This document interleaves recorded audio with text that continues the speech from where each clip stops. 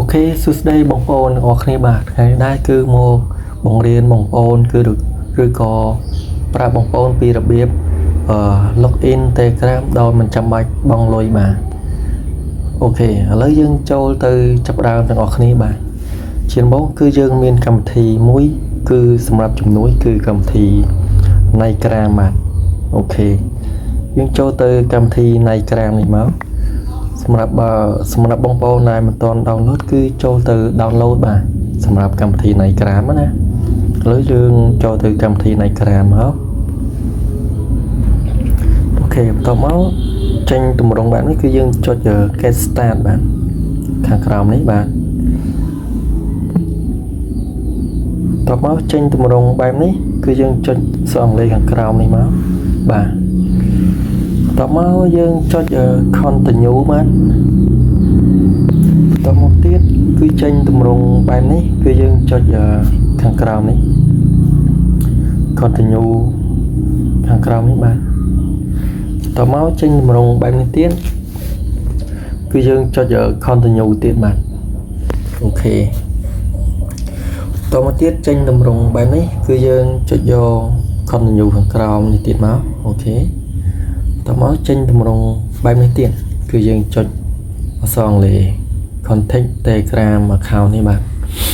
អូខេចុចលើហ្នឹងមកបន្ទាប់មកគឺយើងចុច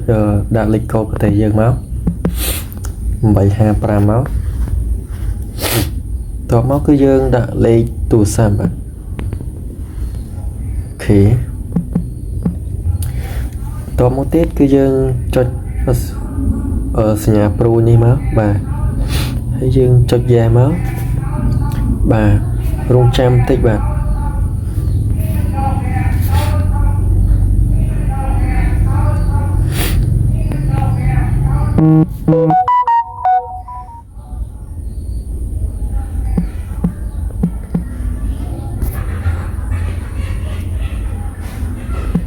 អូខេបន្ទាប់មក Telegram ផ្សាយកូដគឺយើង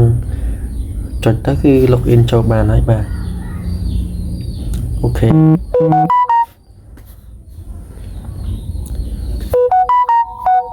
អូខេបន្ទាប់មកគឺចេញទម្រង់បែបនេះគឺយើងចូលបានហើយគឺអាចប្រើប្រាស់បានហើយបាទសម្រាប់របៀបចូលបែបនេះអូខេសម្រាប់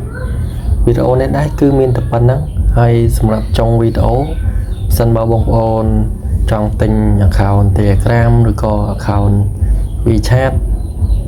ឬក៏ account WeChat ត្រូវការ scan អីក៏ខ្ញុំមានលក់ដែរបាទអរគុណបាទវីដេអូនេះគឺមានតែប៉ុណ្្នឹងបាទ